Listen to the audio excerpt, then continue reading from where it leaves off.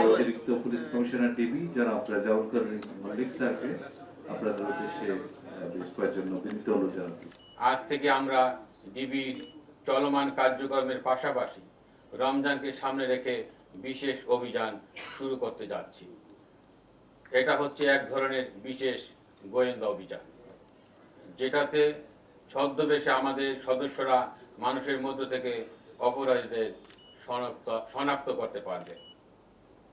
রোজার সময় মানুষের কর্মযোগ্যতা বাড়ে, বিশেষ করে টাকা পয়সার লেনদেন বেশি হয়। শপিং মল, ব্যাংক, বিমাগুলোতে মানুষের ভিড় বাড়ে। রেল স্টেশন, বাস টার্মিনাল কিংবা সদরঘাট সহ অন্যান্য জায়গাতে মানুষের উপস্থিতি বাড়ে। এসব জায়গায় কেউ যাতে নাশকতা না করতে পারে সেই জন্য আমাদের গোয়েন্দা নজরদারি বাড়ানো হচ্ছে।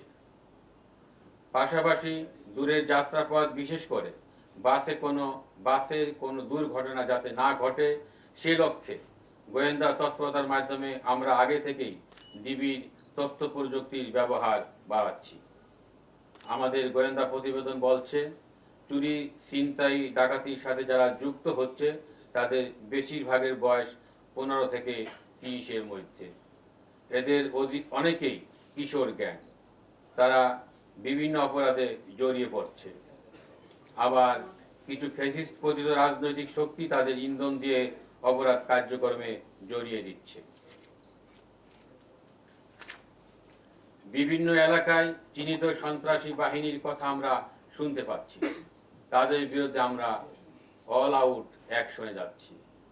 প্রিয় সাংবাদিক বন্ধুরা, আইন শৃঙ্খলা রক্ষায় যৌথ বাহিনী সারা দেশে তৎপরতা বাড়িয়েছে। অন্যান্য নিরাপত্তা বাহিনীও মাঠে আছে। সেখানে গুরুত্বপূর্ণ ভূমিকা রাখছে আমাদের অহংকার বাংলাদেশ সেনাবাহিনী।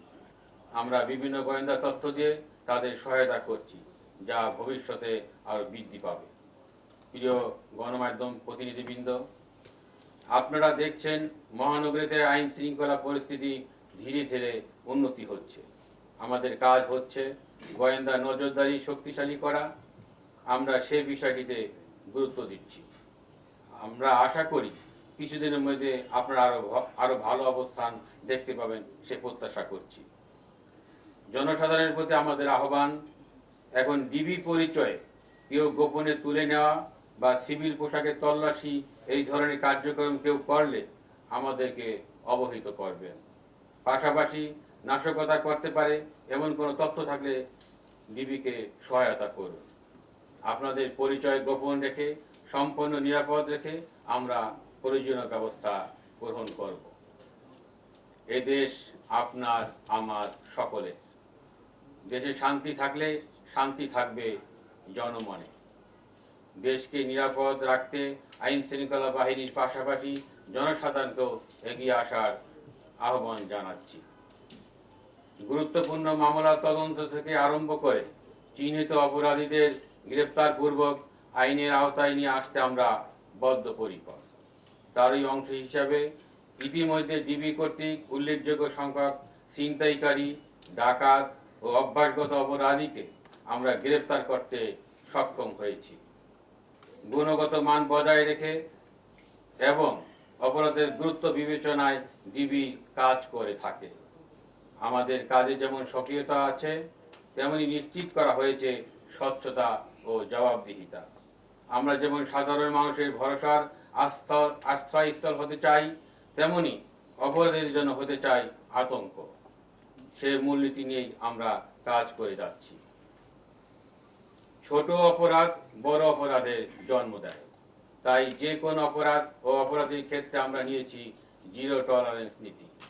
চুরি, ছিনতাই, ডাকাতি রোধে ডিবির নিয়মিত অভিযান অব্যাহত রয়েছে। সমাজকে মাদকের থাবা থেকে রক্ষা করতে প্রতিনিয়ত পরিচালনা করা হচ্ছে মাদক বিরোধী অভিযান।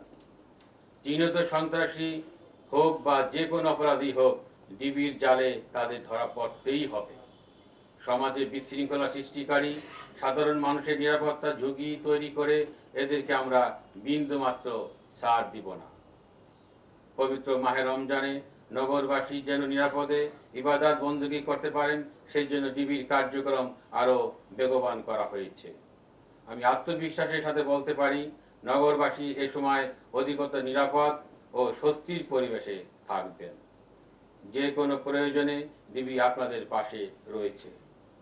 বর্তমান অন্তর্বর্তীকালীন সরকার এবং ঊর্ধ্বতন কর্মকর্তার নির্দেশ মোতাবেক নগরবাসী শান্তি শৃঙ্খলা রক্ষায় আত্মনিয়োগ করব এই প্রত্যাশায় আমার বক্তব্য শেষ করলাম। আপনাদের সবাইকে আন্তরিক ধন্যবাদ ও কৃতজ্ঞতা। আল্লাহ হাফেজ।